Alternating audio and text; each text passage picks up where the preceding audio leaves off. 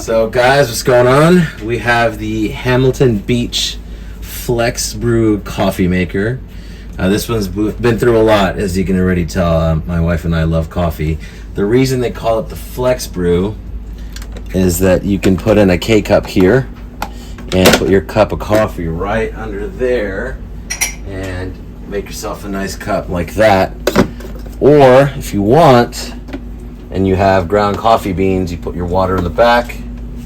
You can put a coffee filter in here, put your coffee grounds in there, and on the side it tells you how many cups of coffee you can make with how much water you put in.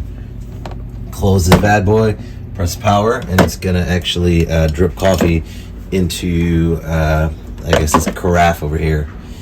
After it's done, it keeps it warm. Pretty good. I think it's pretty good for the price. Link below. That's so funny. I don't think anyone's gonna see these videos. Let's get it. I'm a big coffee guy.